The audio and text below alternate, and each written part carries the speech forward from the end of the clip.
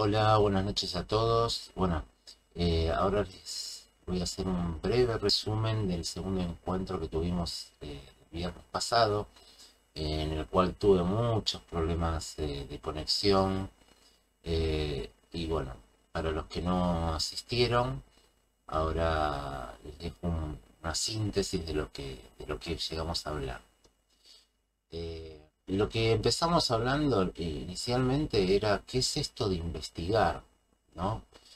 ¿Qué significa investigar? Bueno, investigar es profundizar nuestro conocimiento sobre un tema en el que tenemos un conocimiento superficial o sobre un tema que desconocemos para aportar algún tipo de solución. Dentro del programa de Jóvenes y Memoria, que es el programa que marca este proyecto, la propuesta es investigar sobre nuestra comunidad yendo a las fuentes directas y pensando en los derechos de todos.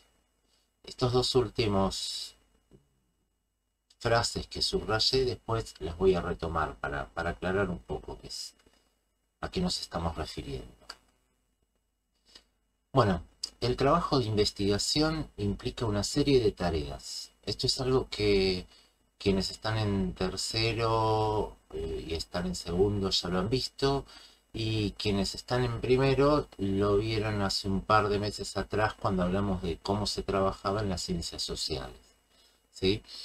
Eh, Son pasos que son parte del proceso de investigación, pero más allá de estos pasos que están acá diferenciados, nosotros nos vamos a concentrar en puntualmente tres, ¿sí? Que es la definición del problema que vamos a investigar, la recolección de datos para dar cuenta de ese problema y luego, como etapa final, la de informar los resultados de esa investigación. Vamos al primer paso, ¿no? A lo que es definir el problema. Para definir el problema me parece que es importante que distingamos dos cosas, lo que es el tema de lo que es el problema. El tema es algo que es amplio y general, ¿sí? Por ejemplo, el tema sobre el cual nosotros vamos a investigar es sobre el tema de diversidades sexuales y de género. Pero el problema es algo que es más específico, es restringido, es limitado, ¿sí? Es particular. Y si nosotros pensamos en el problema, podemos pensar en el ejemplo de esa reunión que tuvimos, la reunión inicial, no sé si se acuerdan, esa reunión que tuvimos el 5 de agosto, donde se generó un debate muy interesante, más allá de, bueno, del micrófono abierto y de algunos otros temas que sucedieron, pero se generó un debate muy interesante sobre estas cuestiones del sexo, el género, y además, no sé si lo recuerda, una de sus compañeras trajo como referencia el caso de una persona trans, ¿no? O sea, se visibilizó la existencia de personas trans en el bar. Ahora, siempre tenemos que tener en cuenta que el problema que definamos lo tenemos que expresar como una pregunta, ¿sí? También valdría la pena que nos preguntáramos si cualquier cosa es un problema. Y no, cualquier cosa desde las ciencias sociales no es un problema. Porque el problema tiene que ver con que es algo social, algo que implica a parte de la comunidad o de la sociedad. Y la respuesta que nosotros tenemos que buscar a esa pregunta, ¿sí? Es desde una mirada desde los derechos humanos. ¿Qué significa esto de una mirada desde los derechos humanos? Bueno, significa trabajar con ese problema porque afecta a personas o a grupos de personas dentro de nuestra sociedad, ¿sí? Tiene un origen en el tiempo y en hechos históricos. Y además es importante ver qué hace el Estado frente a ese problema. sea, cuando hablamos de Estado podemos pensar en la escuela. Y cuando pensamos en la escuela, pensando en este gran tema que estamos abordando, es la escuela cómo aborda la diversidad sexual, la oculta, la trata, los problemas de discriminación que pueda haber, los aborda o hace como si no pasara nada. La municipalidad tiene políticas dirigidas hacia lo que es la diversidad sexual o no. La comisaría, ¿qué pasa en la comisaría? Eh, Hay protocolos de acción, la policía actúa de una manera prejuiciosa o no. Lo mismo en el hospital. O sea, es importante ver qué pasa, cómo el Estado aborda estas cuestiones. El segundo paso en el que nos vamos a concentrar es en el tema de la recolección de datos. O sea, buscar información para tratar de dar una respuesta a ese problema. ¿Y dónde se busca la información? Bueno, en las fuentes.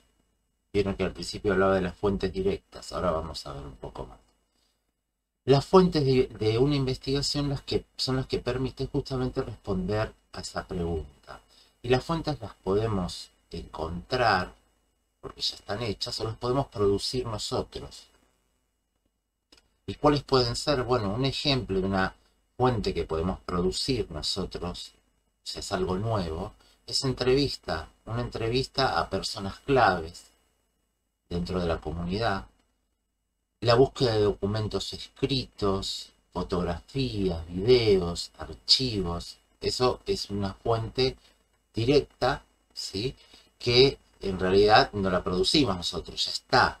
Lo que nosotros vamos a ir a buscar en esa fuente es algo que responda a la pregunta. Trabajo de campo, que esto si recuerdan es esta idea de trabajar con la comunidad, participar y observar qué sucede. O encuestas, o sea, encuestas que pueden ser, si se acuerdan, abiertas, que le permitan a la gente expresarse libremente sobre un tema, o cerradas, con preguntas cerradas, que nos va a permitir después eh, poder graficarlas y poder tabularlas, pero eso lo vamos a ver más adelante.